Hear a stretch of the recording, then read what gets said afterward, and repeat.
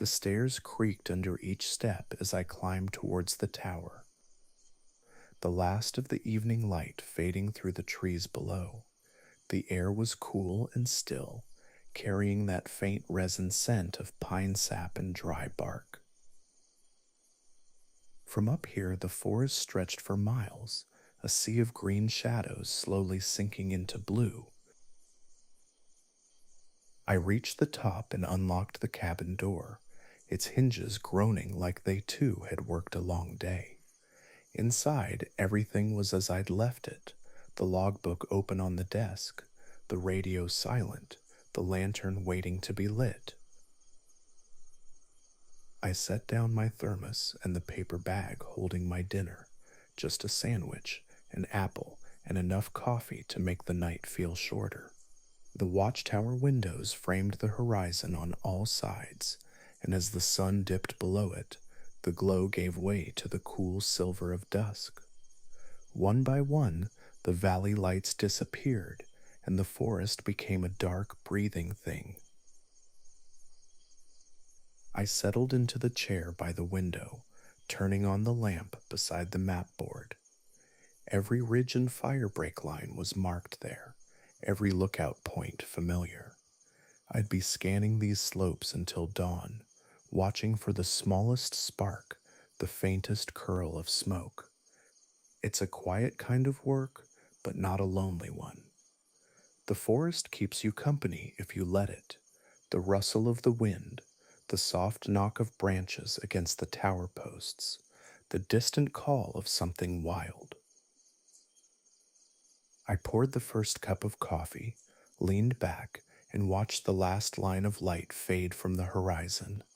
Another night high above the pines had begun.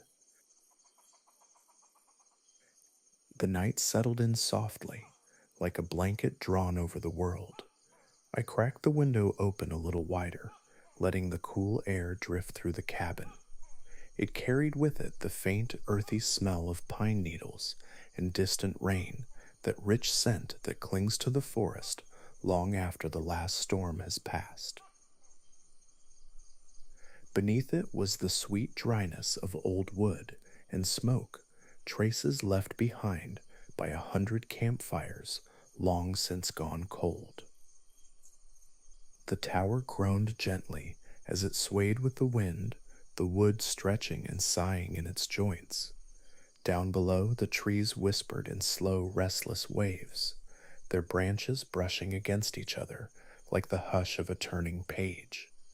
Every now and then, a night bird called out, short, sharp, then gone, leaving behind an even deeper silence that seemed to hum with life.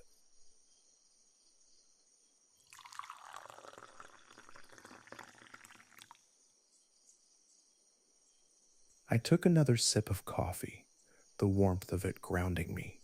Out beyond the railings, the stars had come alive, scattered and bright, so clear it almost felt like I could reach out and touch them. The horizon was just a darker shade of blue now, where the world seemed to fall away into nothing. Up here, every sense feels sharper. You notice how the air cools faster after midnight, how the forest smells richer when the dew starts to settle, how even your own breath sounds loud in the stillness. There's a rhythm to nights like this, slow, steady, unhurried. I leaned my elbows on the window ledge and listened. The soft rustle below, the quiet hum of insects, the creak of the tower's timbers, all of it blending into something that felt almost like music. No smoke on the horizon, no lights where they shouldn't be. Just another peaceful night, keeping watch above the sleeping woods.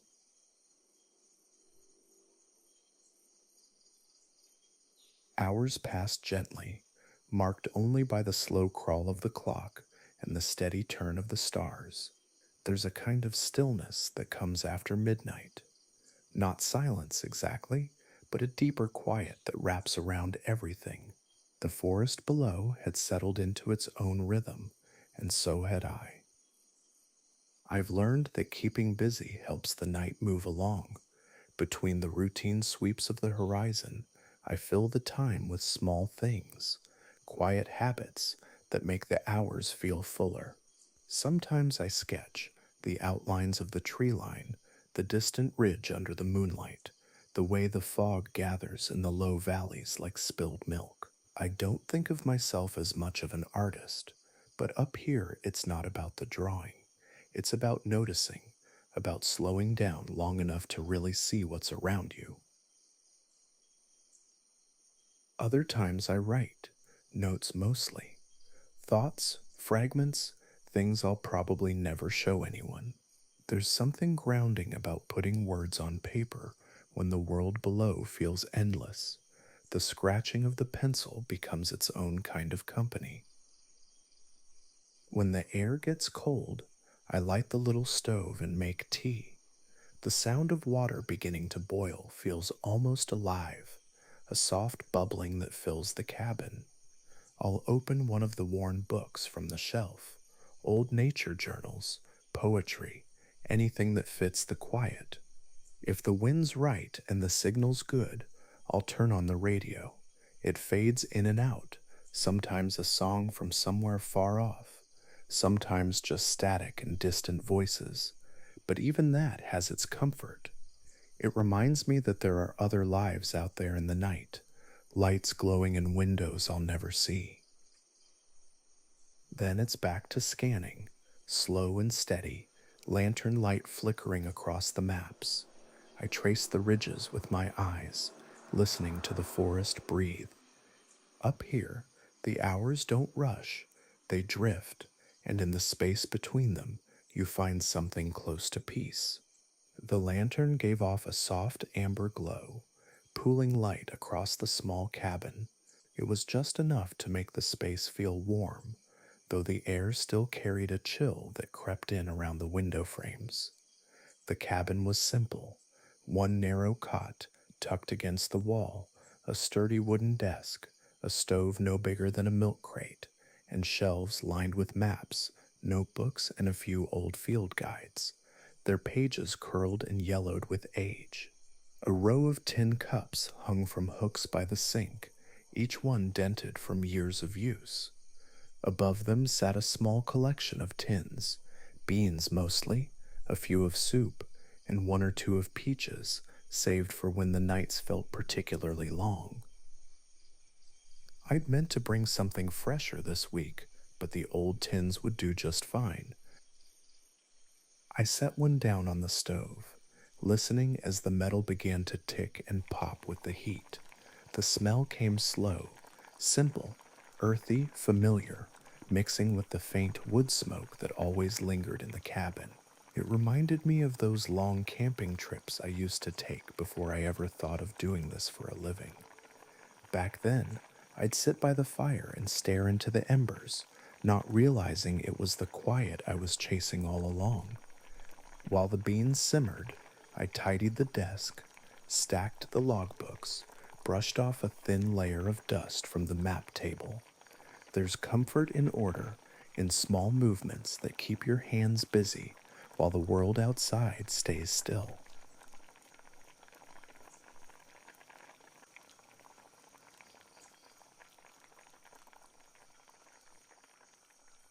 When the food was ready, I ate by the window, spoon in hand, eyes on the horizon. The stars had shifted slightly, new constellations finding their place above the dark ridges. The moon hung low and pale now, its light spilling silver over the tops of the trees. Somewhere out there, an owl called long and low, answered by another farther off. The sound carried easily through the night air, soft but steady. I finished the meal slowly, washed the tin and cup in the basin, and let them dry on the rack beside the stove. The cabin felt settled again, warm, lived in, quiet. I turned down the lantern just a little, enough to let the night fill the corners. Another few hours yet before dawn, and nothing to do but keep watch and listen to the forest breathe. The hours before dawn are the slowest ones, quiet, heavy, half dreaming, the kind of stillness that seeps into your bones. I leaned back in the chair, boots propped against the window frame, watching the faint mist forming in the valleys below. It gathered there like smoke, pale and thin, drifting between the pines as if the forest were breathing out in its sleep. The coffee had long since gone cold, but I drank it anyway. It wasn't for warmth now, just the comfort of something to hold. My notebook lay open on the desk, a half finished sketch of the ridgeline across the western slope. The pencil marks were soft and smudged, mountains reduced to simple lines and shades, the sky a pale wash of graphite. Outside, the sounds began to shift, not louder, just different. The forest at night has its own voice, and you can tell when it starts to change. The steady chorus of insects quieted first, replaced by the faint rustle of wind through the needles. A distant woodpecker tapped once, then again, testing the air before dawn. I rubbed my eyes, letting them adjust to the faintest hint of light along the eastern edge of the world.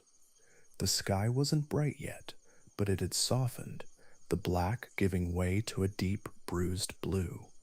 That slow change always felt like a promise, the certainty that morning would come, no matter how long the night had stretched. I made another round with the binoculars, scanning the dark horizon. Still clear, no glimmer of flame, no thread of smoke, just the same vast calm I'd been watching over all night. I noted it down in the logbook. 0347, quiet, clear skies, light fog to the north. The radio crackled faintly once, a short burst of static, and then nothing. It was too early for the morning check-in, but the sound made me smile anyway, a reminder that somewhere, beyond all this dark and distance, someone else was waking up, starting a day, while mine was slowly ending. The lantern light flickered low. I sat in the half dark, listening to the tower's soft creaks and the whisper of trees far below.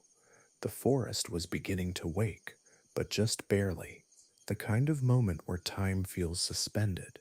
Not night anymore, not morning yet, just quiet, endless in between. The stars were impossibly clear tonight, so sharp they almost hurt to look at.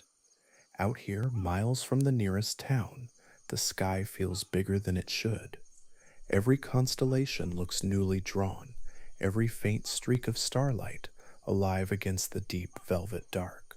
I leaned against the window frame for a while, the cool glass pressing against my arm, tracing the slow arc of a satellite slipping soundlessly across the night. It's strange how quiet the world can be when you're this far removed from it. No engines, no hum of power lines, no echo of anything man-made. Just the small, steady creaks of the tower and the low sigh of wind sliding between the trees.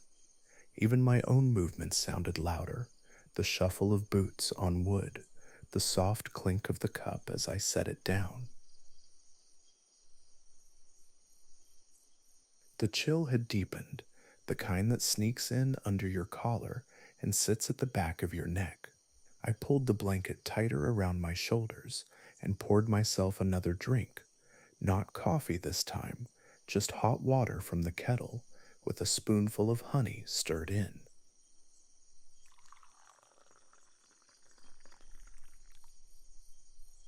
The steam rose in gentle curls, carrying that faint, sweet scent that reminded me of warm mornings and sunlit kitchens. The cabin bed looked especially tempting now. The thick wool blanket folded neatly, the pillows soft from years of use. I could almost feel how warm it would be to slip beneath the covers, the tower creaking softly as the wind brushed against it. But that's the trick of the late hours. They test you. The body grows heavy, the mind softens, and every quiet corner looks like rest. I took another sip instead, forcing myself to stand by the window again. The night sky stretched endlessly, its stars glittering like frost. Below, the forest was an ocean of darkness, the outlines of the ridges faintly silvered by moonlight. Somewhere far off, a coyote called a single note that rose and faded into the silence. The radio sat silent on the desk, its red light faintly glowing, waiting for Dawn's first check in. I glanced at the cot one last time before turning back to the view. The shift wasn't over yet, and the forest still slept beneath me. So I stood there, hands wrapped around the warm mug, letting the stars and the cold night air keep me awake. The night stretched on, calm and endless, the kind that seemed to breathe with the forest itself.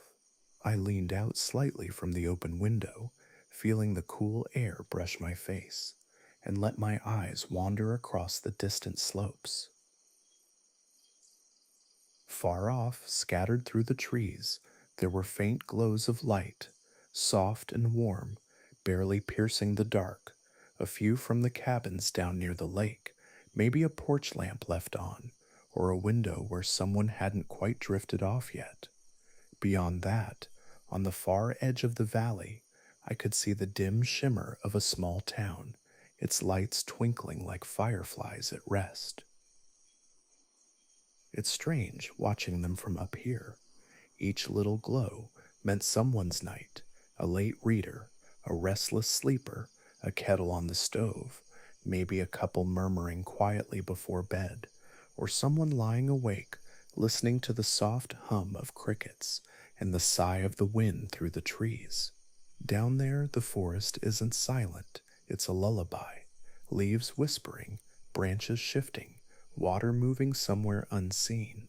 I thought about how those sounds must carry into the open windows of the cabins, the slow rustle of pine needles, the distant hoot of an owl, the rhythmic creak of tree trunks swaying with the wind. It's the sort of music that makes you feel small, but safe somehow, like the whole forest is keeping watch.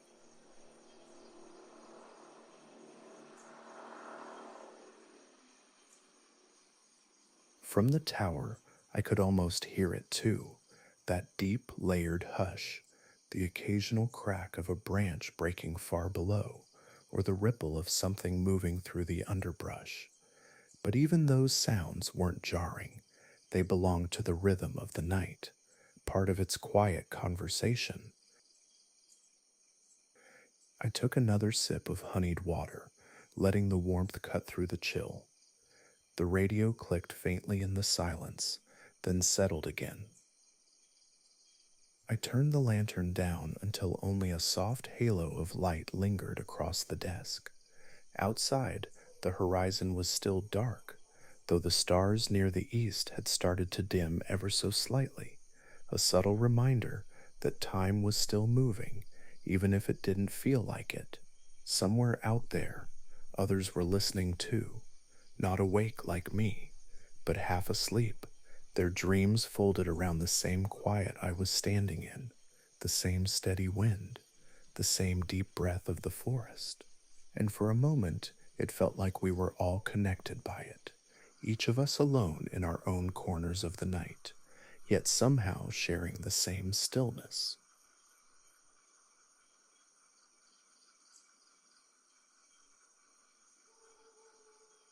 The night had grown deeper now, the kind of stillness that only comes when the world has completely given itself over to rest.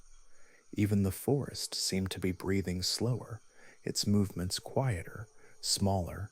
The air felt heavier, rich with the scent of pine and cold bark, that clean, resinous smell that always lingered strongest after midnight.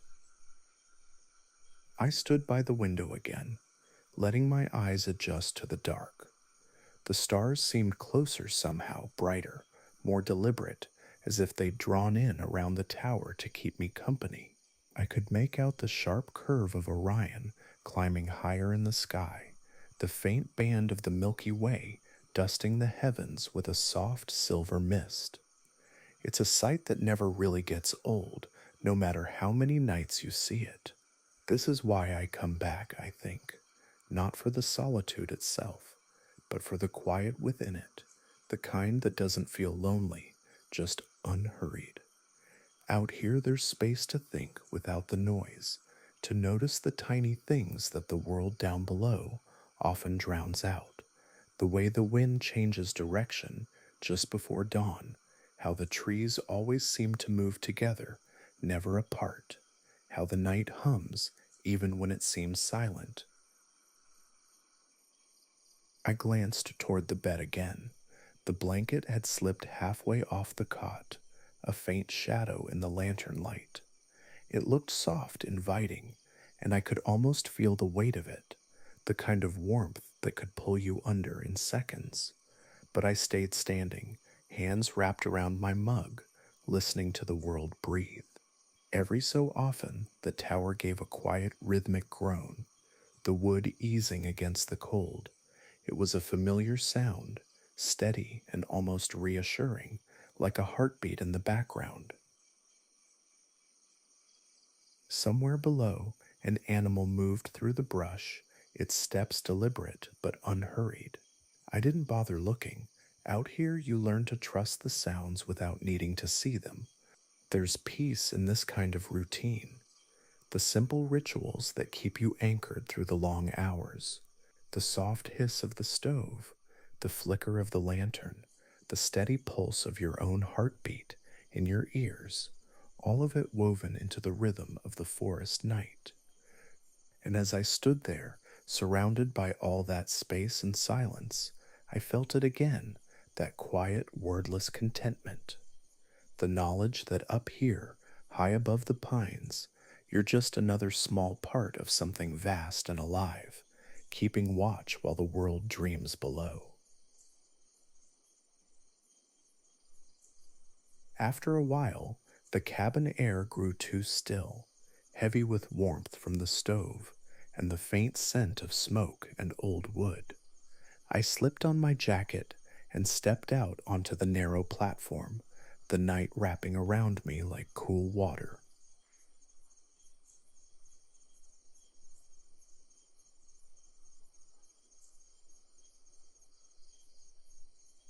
The air was sharp out there, clean and cold enough to sting the lungs a little, but in a way that made you feel vividly awake. My breath came out in soft white clouds, drifting away over the railing.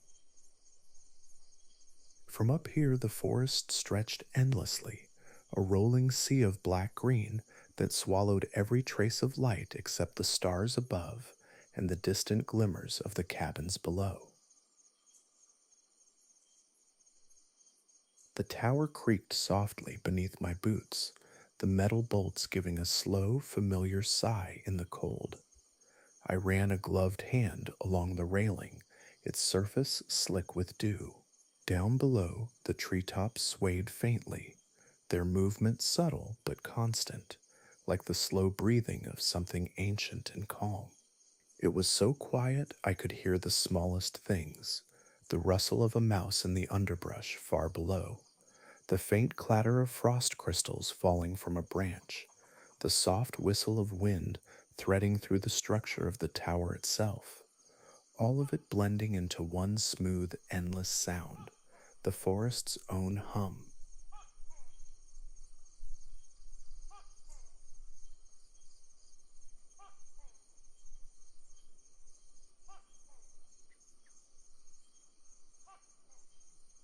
I leaned against the railing, looking toward the valley. The faint lights of the small town still flickered on the horizon, tiny and far away. Somewhere down there, someone might be stirring in bed, rolling over, half awake, maybe glancing at the clock before sinking back into dreams. Others would be fast asleep, wrapped in the same quiet I was standing in now. Each heartbeat, each breath, a small echo in the great stillness of the night. The stars above were breathtaking, a vast sweep of light, endless and cold. They looked close enough to reach out and brush with a hand, yet impossibly distant all the same. I tilted my head back, feeling that deep, familiar mix of awe and calm. Out here, there's no noise to compete with the sky, no glow from cities, no headlights, no hum of wires, just the raw, quiet expanse of it all. The kind of view that reminds you how small you really are and how that's perfectly fine.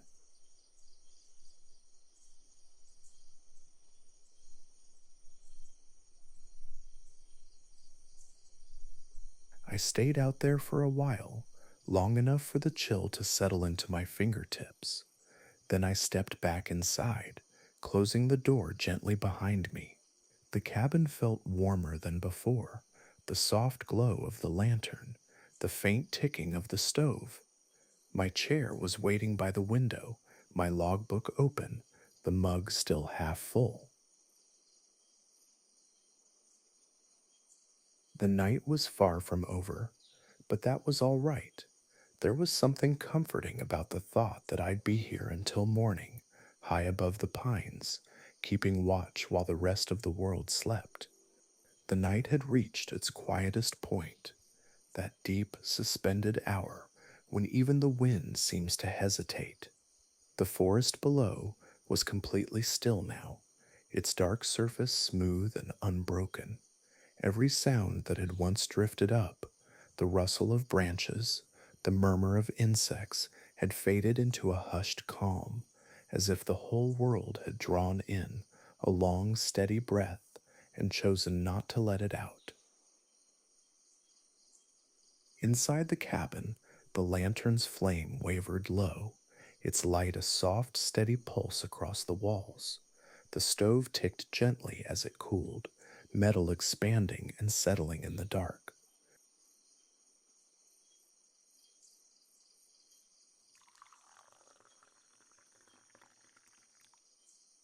I poured the last of the water from the kettle into my cup, watching the faint steam rise and twist in the lantern glow. The air smelled faintly of pine resin, metal, and something faintly sweet from the honey that had clung to the spoon. I sat for a moment listening to the faint hum of the radio, nothing but static and a soft, almost rhythmic crackle. It reminded me of rain, the way it used to fall against the cabin roof during summer storms. Comforting, predictable, a heartbeat in the silence. I took a slow sip, then leaned back, letting the chair creak beneath me. My eyelids felt heavy, not tired in a desperate way, but softly so, like the weight of a blanket drawing down. Outside, the stars shimmered without blinking, patient and constant. They'd been there the whole time, keeping their quiet vigil with me. The forest, the tower, the whole night. It all felt connected somehow, one vast living thing, breathing in the dark. Even the cold, creeping through the window frames, carried its own kind of gentleness, the sort that reminded you you're alive, still present, still listening. I turned down the lantern until the flame was barely aglow, just enough to see the outlines of the room, the cot with its folded blanket, the map on the wall, the quiet stove, everything in its place, everything still. Then I settled deeper into the chair, hands folded loosely around the cup, and let the warmth seep into my palms. Outside, a faint breeze stirred again, brushing through the pines like a sigh. It was the hour between wakefulness and rest, when even the thoughts in your head begin to move slower, softer. The world didn't need watching so much now. It was resting too.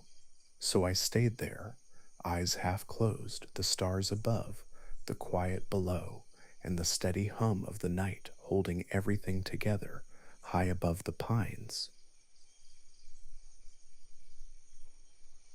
The night will end soon. I know it, though there's no sign of dawn yet. The forest will stir again, the light will return, and another quiet shift will fold itself neatly into memory. But for now, I'm content to let the darkness linger a little longer. Up here, in the calm and the cold, everything feels simpler. The world below sleeps, the stars keep their quiet watch, and I keep mine. There's no rush, no noise, no need for anything more than this steady peace. I take one last slow breath, pine, smoke, and the faint sweetness of honey, and let it fill my lungs. Then I close my eyes for just a moment, listening to the soft creak of the tower, the endless hush of the woods, the stillness of everything that lives beneath the night.